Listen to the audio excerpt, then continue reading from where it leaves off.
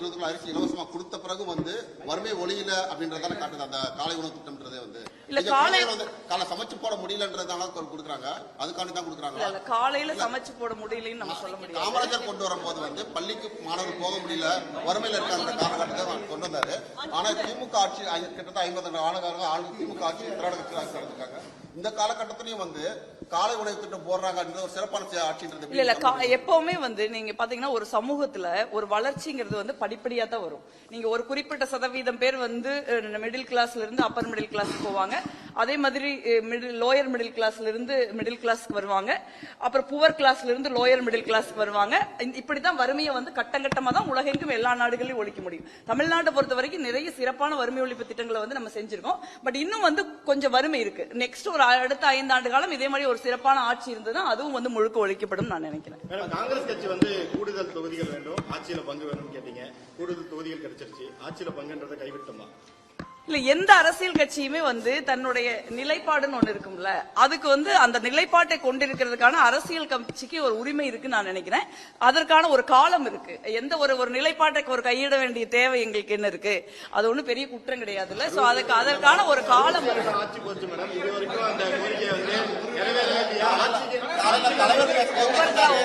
ஒவ்வொருத்தரா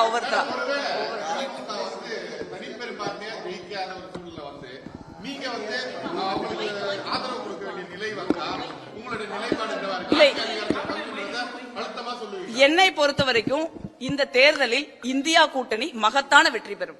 அதுல தனிப்பெரும்பான்மை வராது. இல்ல மகத்தான வெற்றினாலே அவங்களுக்கு தனிப்பெரும்பான்மை கிடைக்கிறதுக்கான வாய்ப்பு இருக்குன்னு தான் நான் நினைக்கிறேன். ஆனா அதற்கப்புறம் நாங்க எங்க கோரிக்கை அவங்ககிட்ட வைக்கலாம்ல. இல்ல மேடம், இப்ப வைக்கிறப்பே உங்களுக்கு என்ன சொன்னாங்க? ஆட்சியர்கள்ல பங்கு இல்லைன்னு சொல்லிட்டாங்களா? இல்ல எங்களை பொறுத்த வரைக்கும் ஒரு கோரிக்கை நாங்க வச்சிருக்கோம். ஒரு அரசியல்ல நீங்க என்னைக்குமே அரசியல்ங்கிறது ஒரு நெடுந்தூர பயணம். நாங்க இன்னைக்கு இப்படிங்கிறதுக்குள்ள நடக்கல அப்படின்னா நாங்க கோரிக்கை கைவிட்டுற மாட்டோம்ல. நாங்க எங்களுக்கான ஒரு ஜனநாயக வழிமுறைகள்ல நாங்க எங்களுக்கான ஒரு முயற்சியை நாங்க முன்னெடுத்துட்டு தான் இருப்போம்.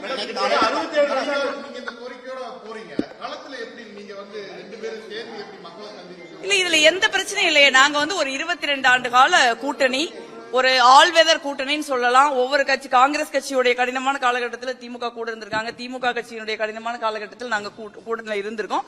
இப்ப ஒரு கூட்டணியில தான் இருக்கிறோம். அப்படிங்கிறப்ப அந்த கூட்டணி 5 ஆண்டு காலம் ஒரு வெற்றிகரமான ஆட்சியை தமிழ்நாட்டில் நடத்தி இருக்குது. தமிழ்நாட்டினுடைய எதிர்காலத்தை கருத்தில் கொண்டு நாங்க இந்த தேர்தலையும் ஜெயிக்க பார்ப்போம். நீங்க பாஜக கையில தூக்கி தமிழ்நாட்டை கொடுக்கறதுக்கா நாங்கெல்லாம் இங்க இருக்கோம். அது எவ்வளவு பெரிய பேரழிவை இந்தியா முழுக்க நிகழ்த்தி இருக்குதுன்னு நம்ம பாக்குறோம். அந்த மாதிரி ஒரு பேரழிவுக்கு தமிழ்நாட்டுக்கு வந்துடக்கூடாது. பாஜகவிடமிருந்தும் பாஜகவினுடைய கைப்பாவையா இருக்கிற அதிமுகவிடமிருந்தும் தமிழ்நாட்டை காப்பாற்ற வேண்டும். தமிழ்நாட்டினுடைய எதிர்காலத்தை ஒரு சிறப்பான ஒரு எதிர்காலமா இருக்கணும்ங்கிறதா எங்க எல்லாருக்கும் முன்னாடி இருக்க முடியுமே ஒழிய வேற விஷயங்கள் இருக்க முடியாதுன்னு நான் நினைக்கிறேன்.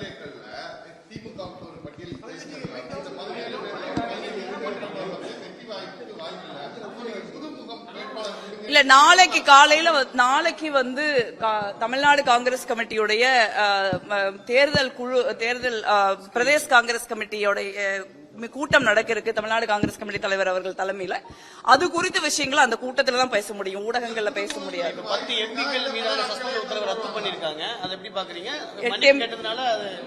மன்னிப்பு கேட்கிற வழக்கம் எல்லாம் எங்க கிட்ட கிடையாது. அதே மாதிரி மன்னிப்பு கேட்கக்கூடிய குற்றத்தை ஏதும் எங்க நாடாளுமன்ற உறுப்பினர்கள் பண்ணல, வருத்தமெல்லாம் தெரிவிக்கல. நாங்க நாடாளுமன்றத்தை பொறுத்த வரைக்கும் நாடாளுமன்றத்துல மக்களுக்காக பேசுறதுக்கு, மக்களுக்காக குரல் கொடுக்கறதுக்கு தான் நாங்க அங்க போயிருக்கோம். மக்களுக்கு ஒரு அநீதி இழைக்கப்படுது அப்படின்னா அதை காங்கிரஸ் கட்சி, இந்தியா கூட்டணி நாடாளுமன்றத்துல பாத்துக்கிட்டு இருக்க முடியாது. ஒரு ஜனநாயகத்துல போராடி தான் ஆகணும். ஒரு அரசாங்கம் மக்கள் குரலை காது கொடுத்து கேட்கல, எதிர்கட்சிகள் குரலை காது கொடுத்து கேட்கல அப்படின்னா போராடாம என்ன பண்றது? போராடுறதுங்கிறது ஜனநாயகத்தில் எங்களுக்கு கொடுக்கப்பட்டிருக்க உரிமை. அதுதான் நாங்க செய்யறோம். அதுக்காக இடைநீக்கம் செய்யறதே ரொம்ப தப்பு. அது ஒரு சர்வாதிகார மனப்பான்மை நான் நினைக்கிறேன். அதுதான் பாஜகவினுடைய மனப்பான்மை. அது தமிழ்நாட்டுக்கு வந்துடக்கூடாதுன்னு நினைக்கிறேன்.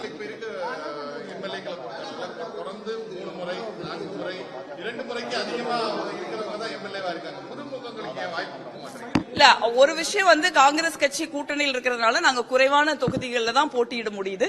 இந்த தேர்தல் எங்களை பொறுத்தவரைக்கும் எம்எல்ஏக்கள் சிறப்பா செயல்பட்டு இருக்காங்க. மிக நிச்சயமா நாளைக்கு நடக்கிற மீட்டிங்ல இதை பத்தி விரிவாக, இது ஏற்கனவே நிறைய விஷயங்கள் கட்சிக்குள்ள பேசப்பட்டு வருது. தமிழ்நாடு காங்கிரஸ் கமிட்டி தலைவர் பொறுப்பாளர் கிரீஷ் சோடங்கர் அவங்க எல்லாம் நிறைய பேசியிருக்காங்க. எங்களுடைய கருத்துக்கள் ஏற்கனவே கேட்கப்பட்டிருக்கிறது. எங்களுடைய கருத்துக்களை நாங்க சொல்லியிருக்கோம். இது எல்லாம் பத்தி நாளைக்கு 2 மீட்டிங் இருக்கு. அந்த 2 மீட்டிங்லயும் விரிவாக விவாதிக்கப்படும்.